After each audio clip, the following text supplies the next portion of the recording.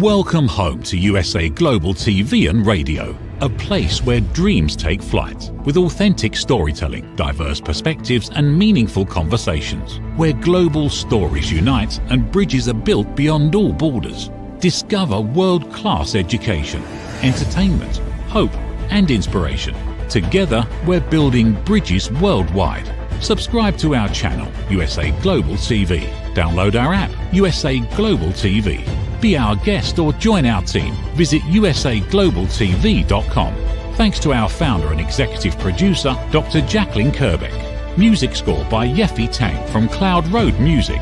Voiceover artist Mike Porter. Creative direction by Paul Garcia. USA Global TV and Radio, your home for global connection. All rights reserved. This video and its contents are the exclusive property of USA Global TV and Radio. Unauthorized use, duplication or redistribution in any form is strictly prohibited.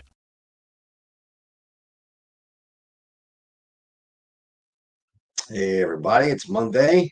Justin MIRIGLIANI here on why did I lose the show for a second? You as a whole, body, mind, and soul. For a second there, I lost my my train of thought. On USA Global TV and Radio. So welcome everybody. Good to have you here for our Monday night show at 8 o'clock.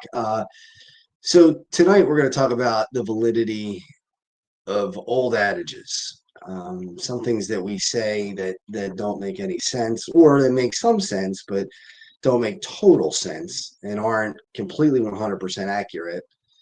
And we use them to try to make ourselves feel better about different things. And by the way, just so we know, that this is the jersey that we'll be wearing for the Checkmates game coming up August 23rd. We're going to have the commercial about it later, but I'm going to start wearing this on the shows just to get everybody used to it. Here's the logo. As best I could get it up there. There we go. So that's coming up pretty soon. And we got a lot of some new players that came in from the NHL. We got Grant Marshall and possibly Christian Hansen. And if you were a fan of this movie Slapshot, you remember the Hansen brothers. Well, this is one of the sons of the Hansen brothers, and great guy, and really fun people. They're not only great hockey players, but they're also fun people to talk to. But getting back to the show, and we'll talk about more about the event later. Getting back to the show, the validity of these old adages. I know people try to tell you these things to make you feel better. And to put a positive spin on things. And I'll be the first to admit that I don't always put a positive spin on everything. There are times where I feel negative and can't really seem to get out of the negative. And it's hard. It's difficult, especially when things are falling down around you.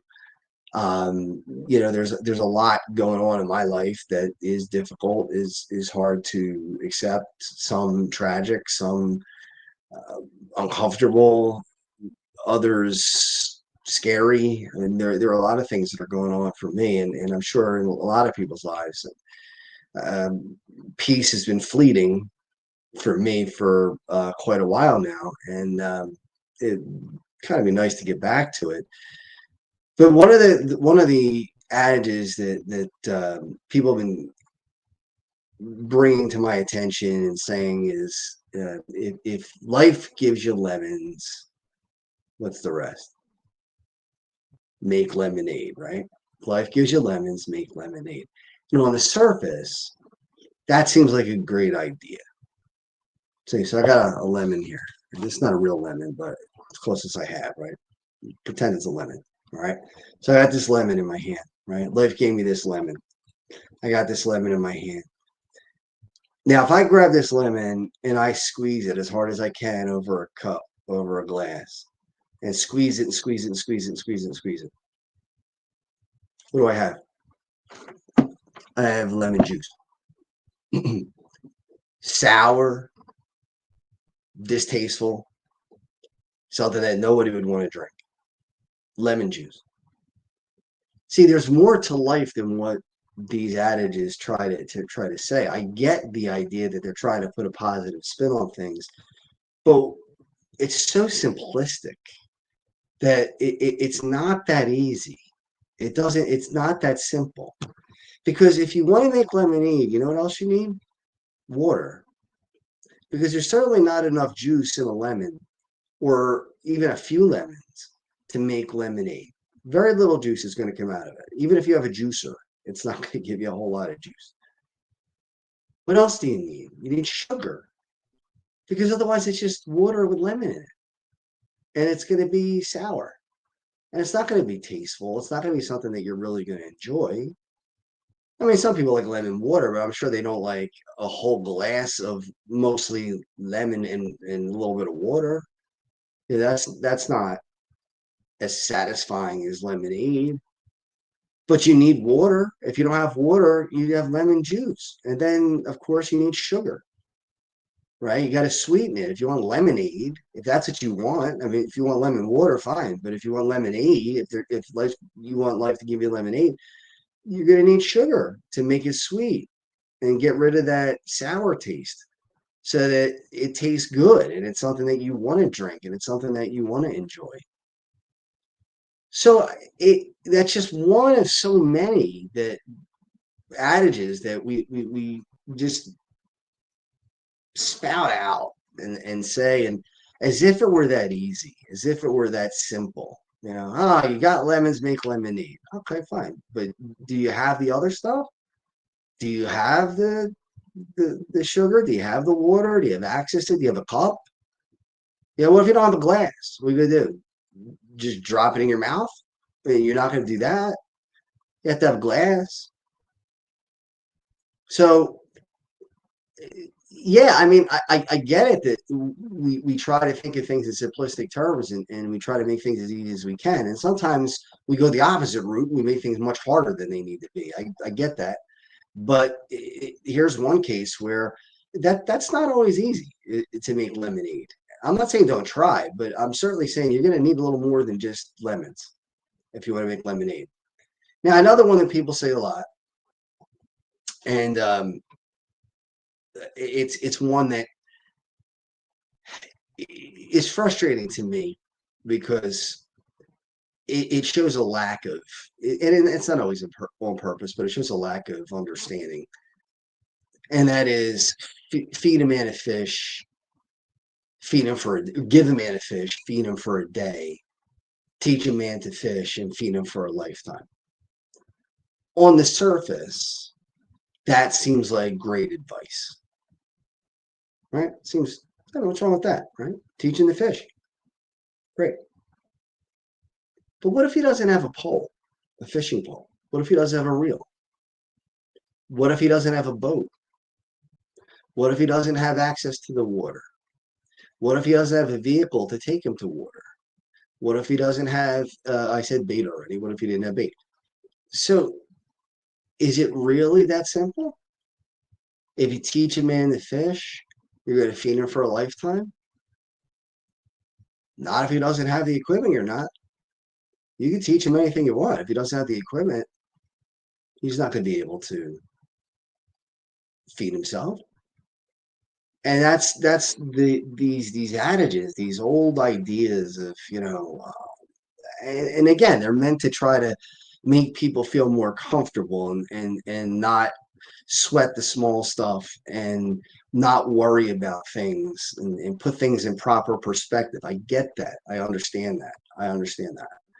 But there are extenuating circumstances that these things just don't take into consideration. And you have to take them into consideration because they're part of the equation. They're not, this is not me and I've had a friend of mine when I talked to him about this, he said, oh, well, who are you to question these adages because they've been around so long, much longer than you've been around. You've been around 50 years and these adages have been around for a long time. Well, does that make them 100% correct? I don't think so. Why can't we question them? Why can't we say, wait a minute, this is not 100% accurate? I think we've seen that in many aspects of life, right? How about 50 years ago when 9 out of 10 doctors agreed that certain cigarette was the best cigarette to smoke? You're going to find a doctor today that's going to tell you to smoke a cigarette and which one is the best one out of all of them. We got older, we evolved, we got smarter in some ways, not in others.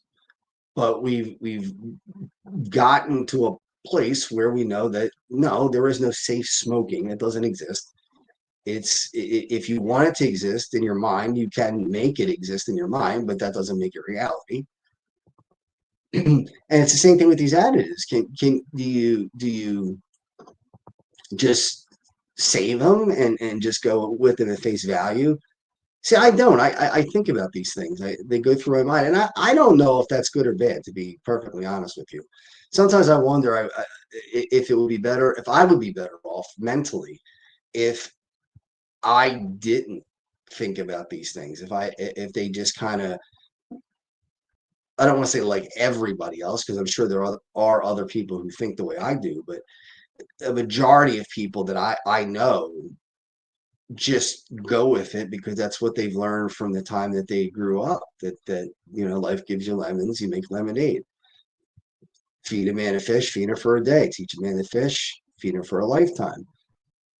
And that's it. If only life were so simple. It's not that cut and dry, but we try to make it that cut and dry.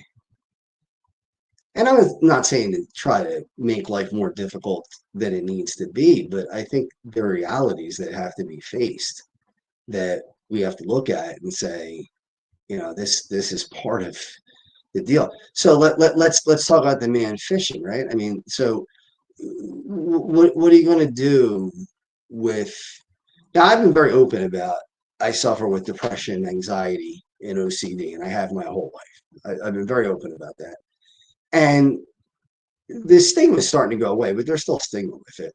It's like, oh, you're mentally ill. Well, there's differences in mental illness. I mean, there's mental illness where it's painful and it's discouraging and it wears you down. And that's the kind of mental illness that I have. And then there's the mental illness where you're dangerous. You do things that are dangerous. I'm not a dangerous person. I mean, last time I got into a physical altercation was when I was 26 and I'm 50, and that was on a hockey rink. So it wasn't like it was a street fight or some kind of me attacking someone. I mean, it's half a lifetime ago. I haven't been involved in any kind of physical interaction like that. And again, it was during a hockey game, and that's to be expected during a hockey game. So no, not all mental illness is the same, but um, we the reality is that some people in my position are so depressed, and I've had family members this way who were so depressed and so down, and so it runs in my family. So I was sitting duck. I mean, somebody in the family was going to wind up getting these maladies. And that the genetics plays a role, and we know that now. We know that because again, we've evolved, and we know that genetics plays a role in depression and other mental illnesses. And I've had family members and friends who couldn't work because they just couldn't cope. A friend of mine was telling me last night about a friend of hers who couldn't leave the house for 9 years and was homebound for 9 years. Now, somebody will look at that person and say, well, they're lazy. They don't want to work. If they would just change their mind, if they would just think differently, if they would just look at the positive. Is it that easy? Is it really that simple? Do you think this person wants to be homebound for 9 years? Or do you think that they wish that they could get over it and get out and be out in the open? Does anybody think that I want to spend my life depressed, that I want to feel down, or that I want to feel lacking confidence or anything like that? And I'm not saying I feel that way 100% of the time, but when you're going through the things I'm going through, you're going through a divorce, you're going through you're trying to afford colleges and all these things that have been going on, the economy hurting your business, and trying to put your life back together at 50 years old. I mean, hey, look, if anybody tells you that that's easy, they're not telling you the truth. None of it's easy. It's all hard. It's all difficult. And I don't care how strong you are, you're not going to be able to just get through it. And you know, people say to me, well, just don't be depressed. Well, all right, well then don't be diabetes, right? If you have diabetes and somebody came out to you and said, well, just don't be diabetes. That's it. You're cured. Just don't be it. That sounds ridiculous. Or don't be cancer. You have cancer. And they come out to you and they say, well, why? Don't be cancer. Is that the answer? Why would that be the answer for depression? Why would that be the answer for anxiety? Just don't be anxious. Just don't be depressed. That's the same thing as saying don't be cancer. That's the same thing as saying don't be diabetes. It's the same thing because it's an illness. It's not like it's an idea that comes into your mind. Nobody wakes up in the morning and goes, gee, I hope I'm depressed today. That would be great. You know, I've talked to people who are in, I've been very, very lucky, and I'm not name dropping. I'm not going to even use any names, but I know a lot of famous people. And there's only one reason why that's happened is because I'm very genuine and I write letters to people who resonate with me. I did have my time on QVC and I got to meet some celebrities there and some of the hosts there. And so I do have access to people that other people might not have access to. And that's part of it's luck, no doubt about it. I mean, you have to get lucky. And the other part of it is hard work, cultivating those relationships, proving that you're genuine. I think they see that come through. And that is what allows the relationship to flourish, is because they see there's a genuine person behind who they're seeing when they're looking at me. And I was talking to some of these people, again, not going to mention names, and these are people who are rich, millionaires, have fame, are adored by people. And sometimes they tell me it's hard to get up in the morning. It's tough to get up, tough to get going. I'm just so down, I'm so empty. You know, professional athletes, you know, there's a high when you're a professional athlete. There's a high when you're an athlete, period. There's a high when I played in high school, and that can never come back. There's no getting that back. So think about a professional athlete. You got thousands, if not millions, of people cheering you on every night. You're out on the ice or on the field or whatever, and then all of a sudden, you know, Father Time takes the hand, and you're done. You know, it's over. It's it, and that goes away, and you're left with maybe a pile of money, but all of that, the feeling of competition, the feeling of camaraderie with your teammates, all those things just kind of disappear. Now, how do you say to that person, well, life's giving you lemons, go make lemonade?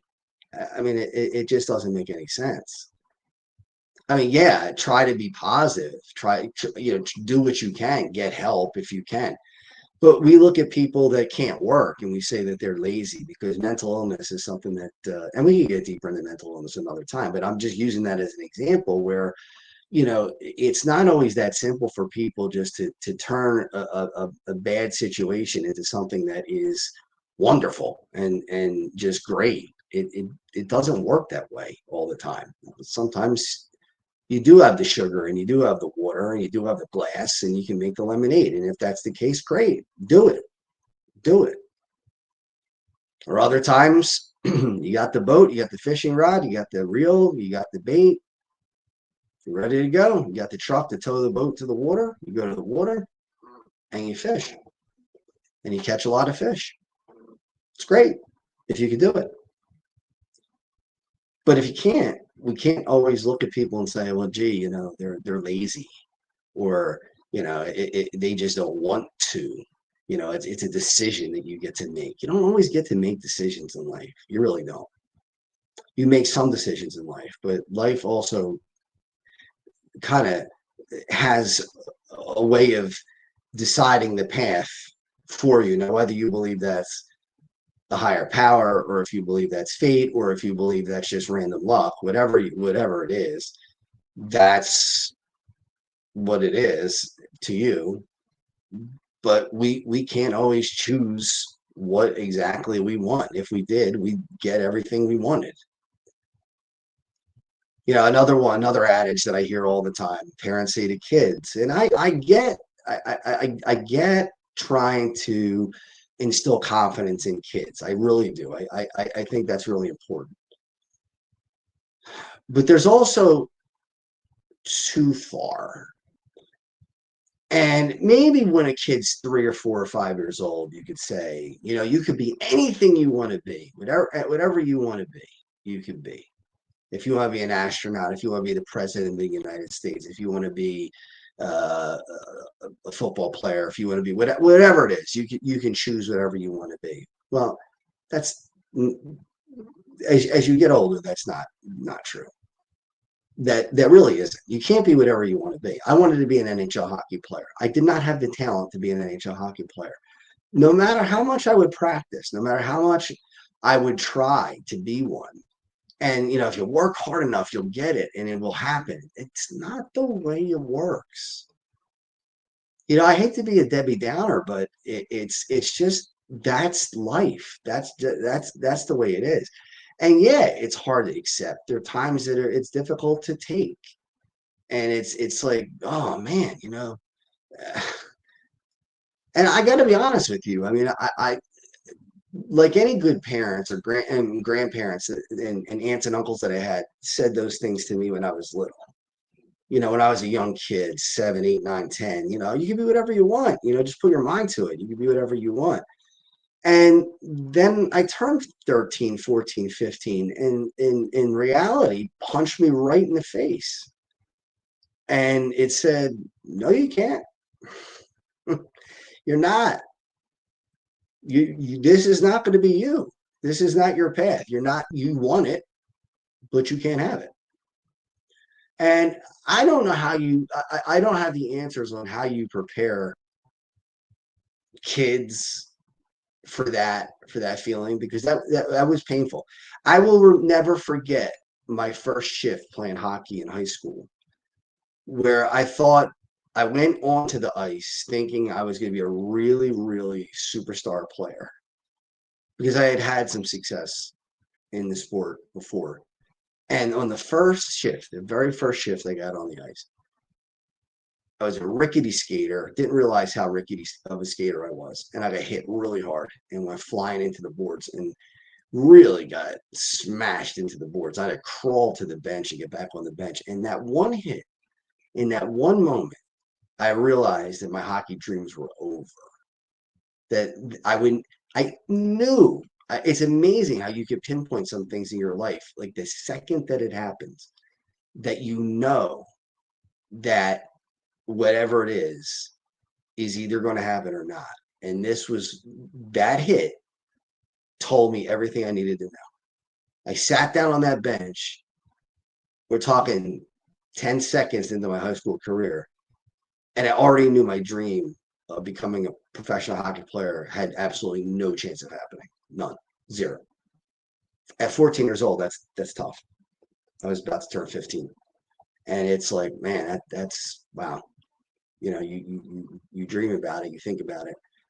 And yeah, my parents prepared me. They said, look, you're getting older, you're 10, 11, 12. Remember, it's not going to be that easy. And they did that. They tried to, you try that soft, I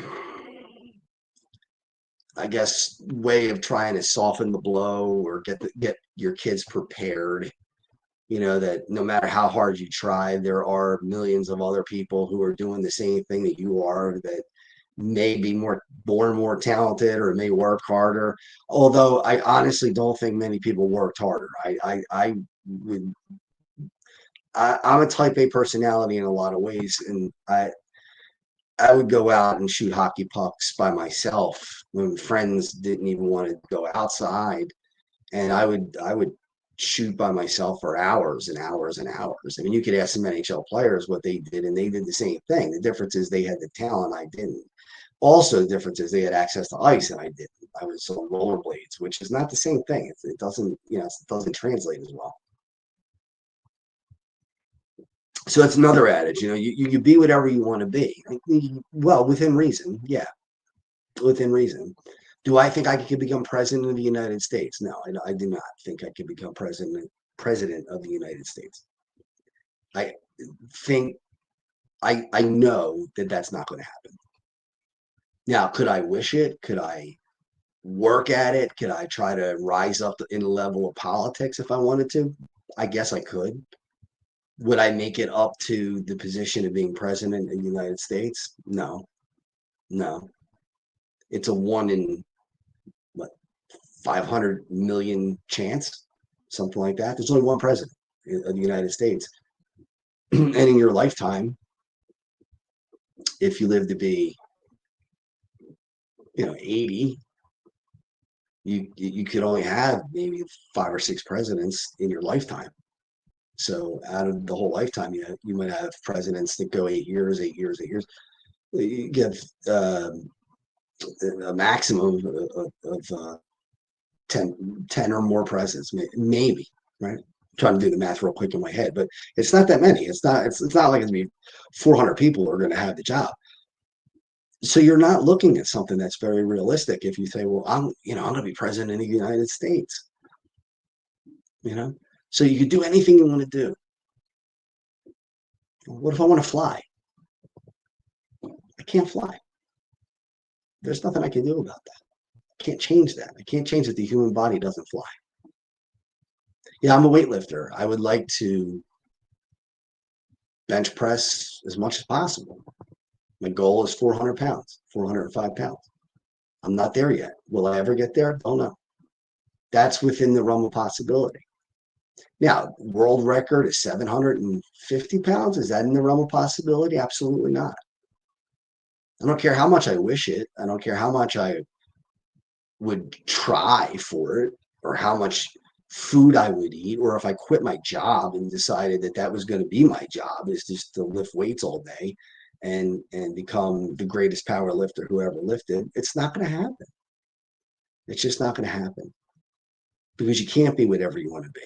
These things are all nice at face value, but they're not really true when you peel back the onion.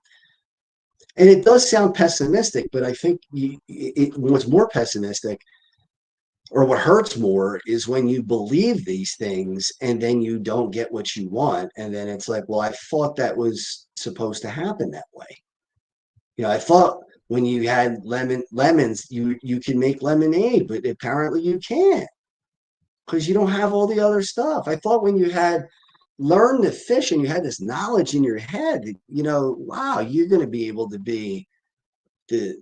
go out and fish every day. You'll be able to eat all the time. Well, no, not necessarily. Got to be near water. If you live in the city, where are you going to go? How are you going to do it? Or again, the idea of how many parents say your kid, the sky's the limit. You can make the Olympics. You know how many kids make the Olympics? You're not just the best in your area, or the best in your, let's say it's gymnastics, in your gym. You're the best in your gym. Okay, fine, you're the best in your gym, and then maybe you're the best in the neighborhood, and maybe you're the best in the county, and then maybe you're the best in the state, and maybe you're the best in the region. Like, there are people all over the world that are doing the same thing. And you're not competing against just people in your neighborhood. You're competing against the world, right? When you look at the Olympics, to make it is very difficult. It's almost impossible. It's not impossible, but it's almost impossible. It's more than 1,000 to 1 shot. It's probably 1,000,000 to 1 shot. It's not likely. And we could say, well, yeah, but if you put your mind to it, no, it doesn't work that way, because these other people are putting their mind to it too. And if they're better, they're better. You can't, I mean, there is the saying, will beat skill. And I think there is some truth to that. I think will can beat skill. if the disparity isn't so big that it's just impossible. I mean, so if I play against hockey players that are my age and slightly more skilled than I might be able to outplay them sometimes. But you put me in on a rink with NHL players that are 20 something years old in the prime of their career. I don't care how much will I have.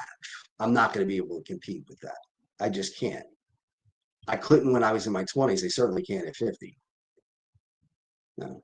Now, do I like that fact? Does it make me happy that my dream in my life didn't come true? No, of course not. I don't like it. Do I wish if I had a chance to choose to have it another way, would I have chosen that life? Yeah, I would have. I definitely would have. But we don't get those choices. They just don't happen. So I guess the moral of the story is you do the best you can to play the cards you have. And it's not always simple to do that. It sometimes you get a lousy hand. I mean, nobody wanted to hear. I didn't want to hear at 40. Well, first of all, at 27, that you have a chronic illness. I don't want to hear that. I don't want a chronic illness at 27. It's 27. It's supposed to be a great time, right? And then at 40 to hear that you're going to need surgery to have your colon removed and you're going to have a permanent ileostomy bag.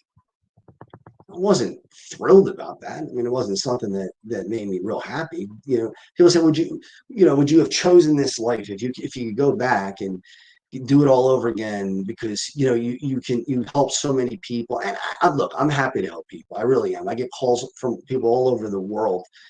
And I have, again, made some connections with very famous people because of what I've gone through, because of my story.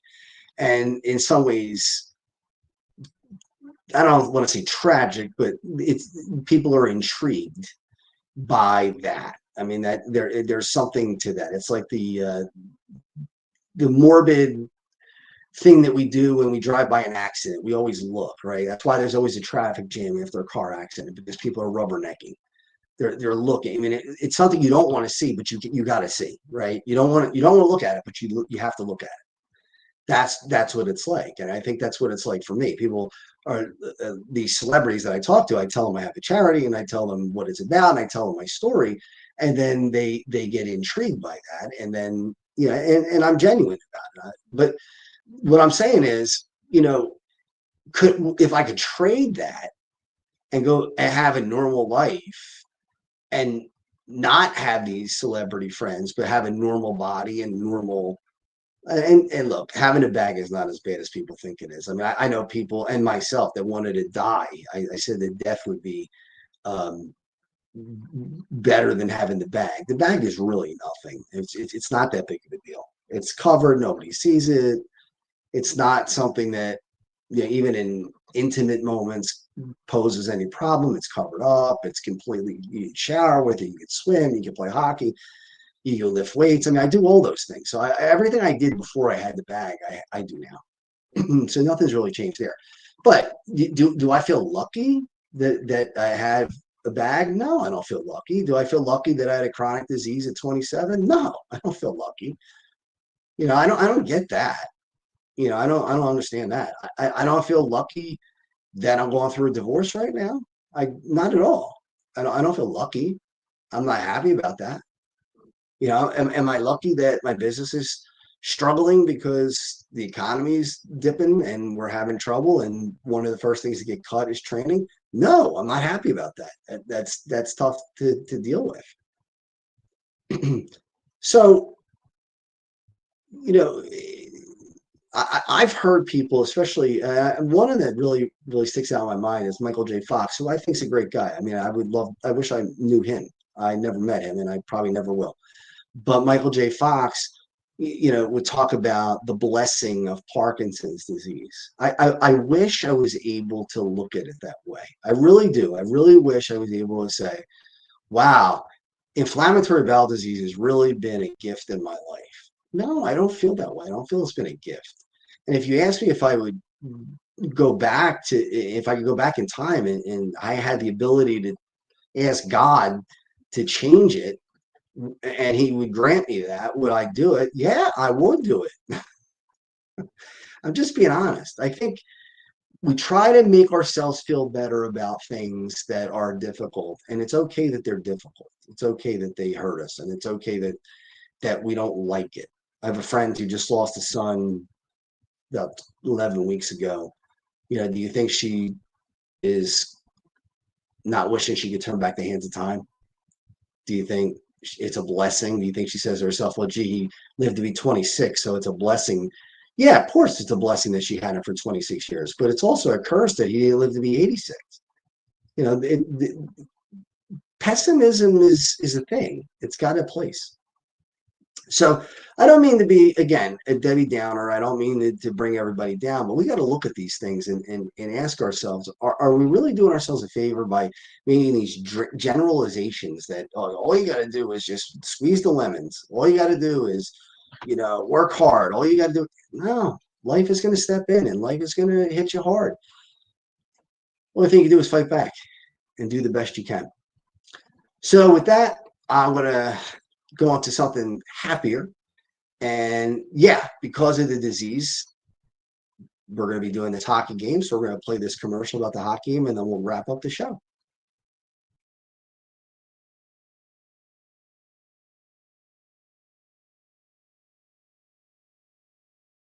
Hey everybody, I just want to tell you how thankful I am that you came out tonight and helped us out on a very special evening. Crohn's and colitis are terrible diseases and they affect a lot of people, not only in the Delaware Valley, but all over the world. And hopefully we can find a cure someday.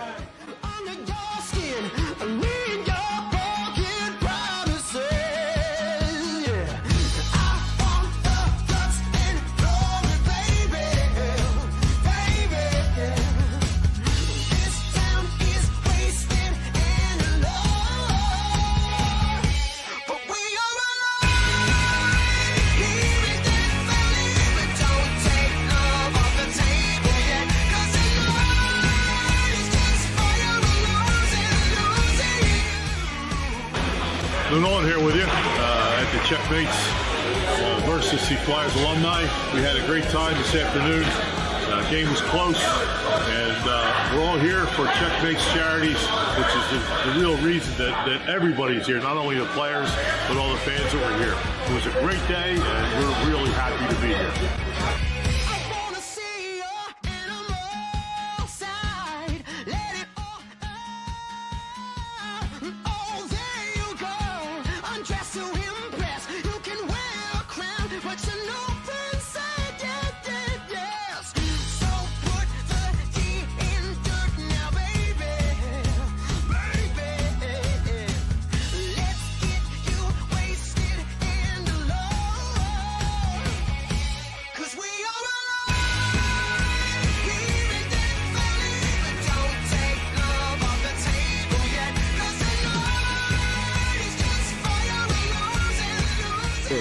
It was fun to be out here at the Northeast Skate Zone because the Checos were a pretty good team, and so we had a lot of fun with the charity. And it was good because they took it easy on us old guys. So we had a good time. So anytime you can do something for charity, and I know a couple guys on the other team, and just to be on the rink, we all go have fun. Good times go. I'm either gone in an instant or here to the bitter end. I never know what I got. I want to thank my family for all that they did to help me get through this, and there's a lot of planning that get done. It has to get done. I want to thank Nick's Roast Beef and Common Avenue for all they've done. Dr. Prieto for saving my life and finding the disease and treating me for so long. And the Flyers organization for all they do to help us raise money every year. So thank you everybody, I appreciate it. I'll see you when I fall asleep. Baby, I'm ready to go.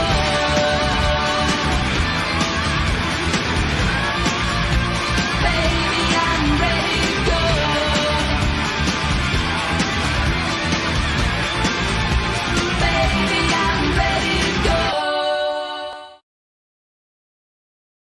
So come on to www.checkmatescharity.com. Buy your tickets August 23rd. Open bar, NHL celebrity hockey, multiple celebrities there after the game. Just a great time. 2-hour open bar, like I said in the beginning, full buffet. We're going to have a lot of fun. Joe Conklin coming to do comedy. So as I leave you today, I just want to leave on a positive note. If you remember the movie Rocky Balboa, Rocky said, it's not how hard you can hit, it's how hard you can get hit and keep moving forward. That's how winning's done. And that's what we got to remember. You got to keep moving forward no matter how hard you get hit. All right. So take the hits, come back next week, and we'll come up with another topic to talk about. That'll be fun. All right. Enjoy your week, everybody. See you next week. USA Global TV and Radio proudly presents Tracy Cram Perkins, a dementia caregiving survivor teaching how to balance care with peace of mind. #1 resource for dementia caregivers. It's the book Dementia Home Care: How to Prepare Before, During, and After. Over 17,000 copies sold of this must-have guide. And now a testimonial from Tracy Smith. If I was to describe this book to someone who is going through a similar situation, I would underscore how important it is to have some sort of a tool or a guidebook to help you through certain stages. And there's so many, it's such an unknown topic to the average person. And to have this as a reference is essential. It's going to help you get through it personally, as well as help your loved one manage. To learn more, go to TracyCramPerkins.com. Tracy Cram Perkins is an award-winning author. She's also the host of Dementia Home Care television show. Watch it here on USA Global TV and Radio. Thank you, viewers and listeners of USA Global TV and Radio, for joining us today. We're honoured to have your time and attention as part of our global community. At USA Global TV and Radio, we believe in the power of authentic conversations, meaningful connections, and creating a world of possibilities together. Want to be part of something bigger? Join our team of elevated listeners at usaglobaltv.com, a space where your voice matters and your ability to listen transforms relationships. Stay connected with us across all our platforms for thought-provoking discussions, expert insights, and empowering stories. Subscribe to our channels at youtube.com/c/USA Global TV. Follow us on social media and explore the endless opportunities we're creating for growth, learning, and inspiration. Together, we're not just broadcasting, we're building bridges and changing lives one conversation at a time. For inquiries, contact us at info@usaglobaltv.com. Music by Johnny Dyes. Produced by Executive Producer and Director Dr. Jacqueline Kerbeck. Voiceover by Mike Porter. Creative Direction by Paul Garcia. All rights reserved. Copyright 2025. Visit usaglobaltv.com to view our full terms and conditions.